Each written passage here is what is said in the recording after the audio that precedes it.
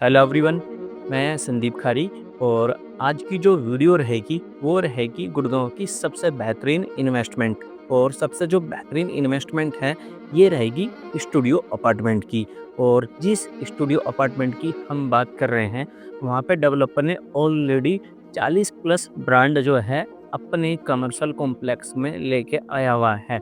और यहाँ पे स्टूडियो अपार्टमेंट भी हैं और जानेंगे किस डेवलपर के हैं और यहाँ पे आरओआई कितनी आती है और डेवलपर का बैकग्राउंड क्या है, पूरी ही डिटेल जानेंगे इस वीडियो में। तो सबसे पहले मैं आपको बता देता हूँ यहाँ पे जो स्टूडियो अपार्टमेंट है जिसकी आरओआई आती है 6% की, और ये किस ब्रांड के साथ में टाई अप है और स्टूडियो अपार्टमेंट का जो रेंटल इनकम जनरेट होगी किस टाइप से होगी, और गुड़गांव में टोटल जितने भी स्टूडियो अपार्टमेंट हैं वहाँ पर सक्सेसफुल कितने हैं, अनसक्सेसफुल कितने हैं, पूरी ही डिटेल जानेंगे। आज हमारे साथ में जो कमर्शियल एक्सपर्ट हैं और गुड़गांव में पिछले 10 साल से जो है रियल एस्टेट देख रहे हैं, हमारे साथ में दीपक सर हैं। दीपक सर से जो है पूरी ही डिटेल जानेंगे ये किस डेवलपर के हैं, आरओआई कितनी आती है और किस तरीके से जो है ये इनकम जनरेट करी जाएगी, तो पूरी ही डिटेल जानेंगे। तो दीपक सर, आपका वेलकम है हमारे चैनल पे। तो प्लीज़ आप बताएं ये किस डेवलपर के हैं और डेवलपर का जो है क्या बैकग्राउंड है, प्लीज़ बताएं। संदीप, पहले तो हम स्टूडियो की बात करते हैं। ये स्टूडियो कल्चर आया कहाँ से? तो ये स्टूडियो कल्चर आया है दुबई और सिंगापुर से। दुबई में क्या है, दुबई में जो है रेसिडेंशियल स्टूडियो अपार्टमेंट की बहुत डिमांड है कि इसकी आरओआई बहुत हाई उस एरियाज में आती है। तो सेम विथ इंडिया की मेगा सिटीज में रेसिडेंशियल एंड कॉमर्शियल पर्पस के स्टूडियो अपार्टमेंट अब आ रहे हैं जो बहुत अच्छी आरओआईज दे रहे हैं। तो जिस स्टूडियो अपार्टमेंट की आप बात कर रहे हैं, आई गेस वो त्रिहान बिल्डर का स्टूडियो अपार्टमेंट है। लाइक सेक्टर 85 में आता है और इसका एक पार्ट 86 में भी आता है जिसमें क्रोमा के साथ में उसने लीज साइन करके रखी है। Am I right? Right sir, ठीक है। सो ये जो स्टूडियो अपार्टमेंट है ये सरोवर पोर्टिको के साथ में 25 साल के लिए लीज साइन हुई है इसकी, और जिसमें उसने लॉक इन ही 5 साल के लिए रखी हुई है। यहाँ पे जो आपको आरओआई आज से ही जनरेट हो जाती है वो हो जाती है 6% की आरओआई आपके इन्वेस्टमेंट पे, जिसमें अभी बिल्डर और हम और आप कोई भी प्राइस अप्रिसिएशन ऐड नहीं कर रहे हैं। अगर वो ऐड करें तो ये 6% से डबल भी हो सकती है और उससे भी ज़्यादा हो सकती है। तो सर यहाँ पे जो है टोटल कितने प्राइस का स्टूडियो अपार्टमेंट मिल जाता है और यहाँ पर रेंटल कितना आता है, और ये जो रेंटल इनकम होती है एक्सक्लूडिंग मेंटेनेंस होती है या मेंटेनेंस जो है टेनेंट को देना होता है, प्लीज़ ये आप हमारे व्यूवर्स को बताएं। ठीक है संदीप। सो यहाँ पे जो अभी बिल्डर आपको प्रॉमिस कर रहा है वो कर रहा है लगभग 6% की आरओआई, जो मैं आपको ऑलरेडी बता चुका हूँ। रेट जो है वो है 20,000 रुपए पर स्क्वायर यार्ड का। राइट। यूनिट जो अवेलेबल है वो है 804 स्क्वायर फीट की। तो 804 इंटू अगर 20,000 करेंगे तो आपको टोटल यूनिट कॉस्ट आ जाएगी जो लगभग 1.6 प्लस माइनस होती है। इस पे आपको फर्स्ट डे से रेंटल मिलना स्टार्ट हो जाता है। ओके। और यहाँ पे क्या है, डेवलपर ने जैसे कि मैंने भी सुना भी है और फर्स्ट जो मैंने इंट्रोडक्शन दिया था ये कि यहाँ पे डेवलपर के पास में 40 प्लस ब्रांड है। ऐसी क्या चीज़ें हैं कि डेवलपर ने ब्रांड के अलावा किसी और को, चाहे अपने स्टूडियो अपार्टमेंट हो चाहे किसी भी तरह की कोई भी दुकान हो, वो क्यों नहीं दी? तो प्लीज़ ये भी बता सकते हैं आप। हाँ, मैं आपको बता देता हूँ। ये कोई नया ब्रांड नहीं है आइरिस, अगर मैं बात करूँ ये बहुत पुराना ब्रांड है। इसकी अगर रजिस्ट्रेशन डेट देखें तो आप 1950 की इसकी रजिस्ट्रेशन डेट मिलेगी। पहले इन्हें दिल्ली में बहुत सारा काम किया हुआ है जो इन्होंने कंस्ट्रक्शन लेवल पे किया हुआ है। जिसमें आप देखें तो तिहाड़ जेल का काम भी कंस्ट्रक्शन लेवल पे इनने किया था। अगर मैं देखूं सुप्रीम कोर्ट का भी काम इनने कंस्ट्रक्शन लेवल पे किया था। फिर इनने फ्यूचरिस्टिक अगर देखा जाए तो नोएडा में इन्हें कॉमर्शियल बनाना है, 5 स्टार होटल्स बनाने हैं। आइरिस टेक पार्क 2010 में इनने गुड़गांव में बना के रखा हुआ है। इसके हिसाब से मार्केट में ये बहुत रिनोन बिल्डर है जिसके साथ में लीज करना हर ब्रांड चाहता है। तो इनके पास में 40 प्लस ब्रांड है। अगर मैं बड़े ब्रांड के नाम लेता हूँ तो रिलायंस स्मार्ट इनके पास में है, आइनॉक्स इनके पास में, क्रोवा इनके पास में है, केएफसी है।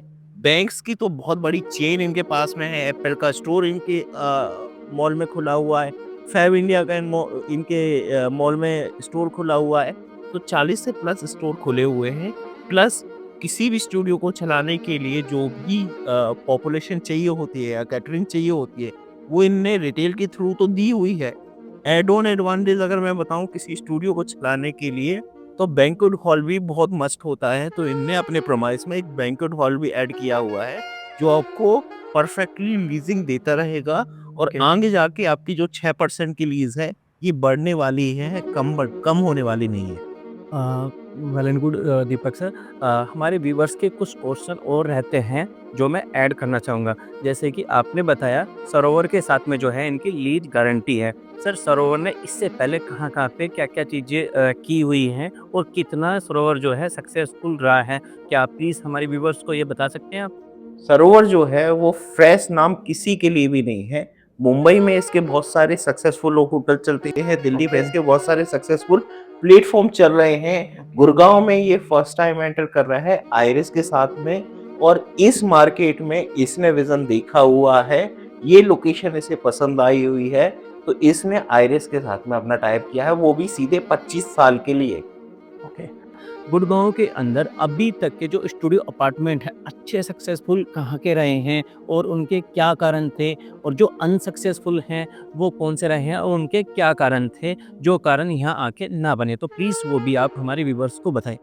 जी, संदीप मैं किसी अनसक्सेसफुल बिल्डर या उसके प्रोजेक्ट का नाम लेके स्पेसिफिक नहीं होना चाहता हूँ क्योंकि कॉमर्शियल जो चलते हैं वो कई बार 1 साल के अंदर चल जाते हैं, कई बार 5 साल के अंदर चल जाते हैं। बट ये जो एक फैक्ट कॉमर्शियल के साथ बना हुआ है कि आप कॉमर्शियल से मतलब दुकान से घर ले सकते हैं, घर से कभी दुकान नहीं ले सकते क्योंकि दुकान का किराया, उसका अप्रिसिएशन इतना एक टाइम पे हो जाता है कि वो आपको दुनिया की सारी सुख-सुविधाएँ दे सकता है।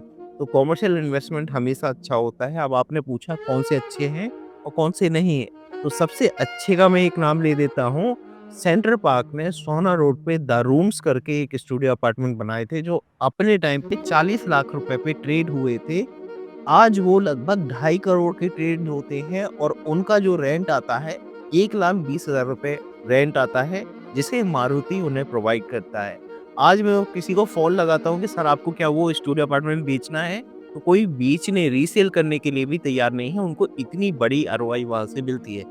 फ़ेल की बात करूँ तो डेफ़िनेटली बहुत बड़ी रैली आई थी स्टूडियो अपार्टमेंट की और अगर बिल्डर ने इंटेंट नहीं रखा है उन्हें लीज़ करने का, तो बड़े-बड़े बिल्डर एलान, एंथीएम जैसे बिल्डर भी अभी वेट कर रहे हैं कि वो अपना स्टूडियो चला के दें और उनके इन्वेस्टर वेट कर रहे हैं कि उन्हें अभी रेंट मिलना स्टार्ट हो। फिर जो स्टूडियो अपार्टमेंट होते हैं, वो जो रेंट पे लेते हैं, वो किस तरह के लोग लेते हैं? या किस तरह का एनवायरनमेंट या किस तरह की सुविधाएँ होनी चाहिए?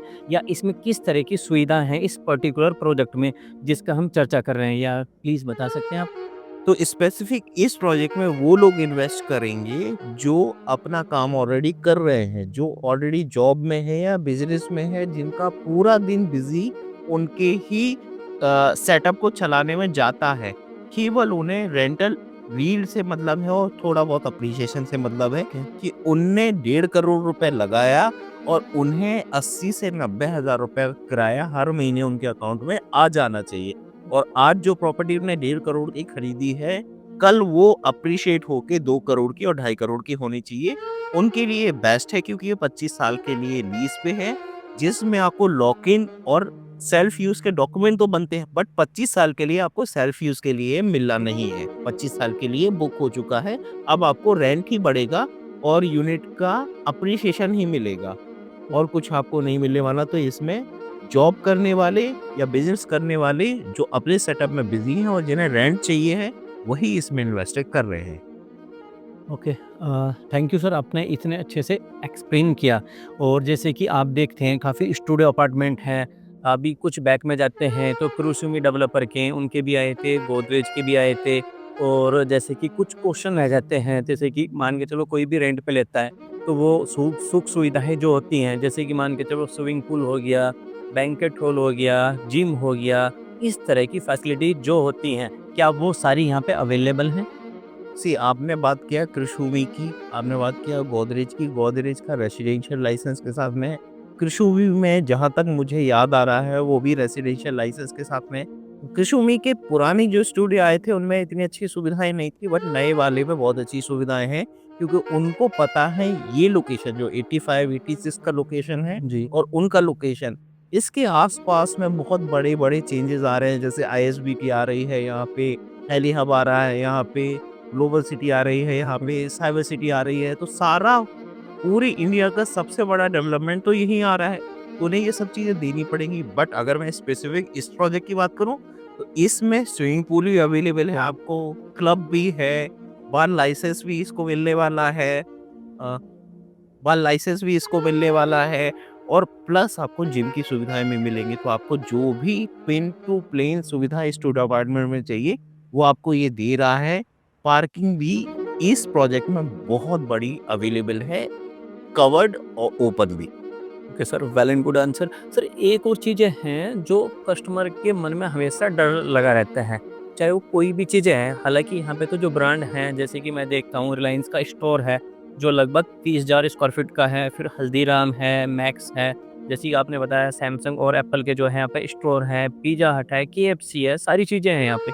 लेकिन फिर भी कहीं न कहीं कस्टमर को ये डर लगा रहता है, भई सरोवर के साथ में मेरी जो है 25 साल की लीज़ है। लेकिन कहीं न कहीं मान के चलो सरोवर के पास में उस तरह का जो है बिज़नेस ना आ पाया, तो उस कंडीशन में क्या चीज़ें होती हैं, कैसे होती हैं? तो वो प्लीज़ एक बार लास्ट क्वेश्चन रहेगा मेरा, ये एक्सप्लेन कर दीजिए। बाकी तो काफ़ी वीडियो लंबी हो गई है, ये एक्सप्लेन कर दीजिए प्लीज़। कि देखिए संदीप, बिजनेस ना आने का तो कोई कारण है ही नहीं वहाँ पे, क्योंकि बहुत बड़े होटल्स की चेन वहाँ पे है नहीं। रेडिसन के अलावा आप खुद याद करें तो बहुत ज़्यादा होटल वहाँ पे है नहीं। और जबकि अगर आप रेसिडेंशियल एरिया ही देखें तो लगभग 83 प्रोजेक्ट वहाँ पे पोजीशन दे चुके हैं या देने वाले हैं। प्लस अगर मैं 1% रिस्क मान भी लूँ, तो बैंक्वेट हॉल तो कहीं खाली नहीं रहते ना। ओके। तो बैंक्वेट हॉल इसने ऐड ऑन दिया हुआ है, तो बैंक्वेट हॉल जब आएगा, कोई प्रोग्राम करेगा, बिज़नेस प्रोग्राम या मैरिज प्रोग्राम या कोई भी पार्टी करेगा, उसे होटल अपार्टमेंट की ज़रूरत होगी। तो वो चलने ही चलने हैं। तो ऐसा हो ही नहीं सकता ये चले ना। और अगर 1% मान भी लूँ कि ये नहीं चला, तो 5 साल का लॉक इन तो आपका है ही। 5 साल बाद तो मार्केट उठ जाएगा, तब तो चलेगा ही चलेगा। 5 साल तक तो वो ब्रांड कहीं जाने वाला नहीं है। Well and good. तो आज की वीडियो में हमारी लगभग कंप्लीट डिटेल ये ही, और दीपक सर ने जो है हमें अच्छे से एक्सप्लेन किया कितना एप्रिसिएशन आ जाएगा और किस कारणवश आएगा। ये नहीं है कि हवा में बोल दी चीज़ें, भाई ये चीज़ें हैं, कारण भी बताए और यहाँ पे ऑलरेडी चीज़ें क्या-क्या हैं वो भी चीज़ें बताई। और अभी की चीज़ें बता देता हूँ, तो 20,000 रुपए पर स्क्वायर फीट जो है यहाँ का प्राइस है, और ये जो 20,000 रुपए पर स्क्वायर फीट प्राइस है, ये ऑल इन है। इस पे किसी भी तरह का कोई भी टैक्सेस नहीं है। और यहाँ पे 1 बीएचके का आपको स्टूडियो अपार्टमेंट मिल जाता है। तो आज की वीडियो में कंप्लीट डिटेल ये ही। आपको वीडियो अच्छी लगे, यदि आप चैनल पे फर्स्ट टाइम है, तो चैनल को सब्सक्राइब कर सकते हैं। और जो कमर्शियल इन्वेस्टमेंट देखते रहते हैं, यदि आपका फ्रेंड सर्कल है या व्हाट्सएप ग्रुप है, वहाँ पे वीडियो आप शेयर कर सकते हैं। तो वीडियो कंप्लीट डिटेल ये ही। लास्ट तक देखने के लिए आपका बहुत-बहुत धन्यवाद। जय श्री राम।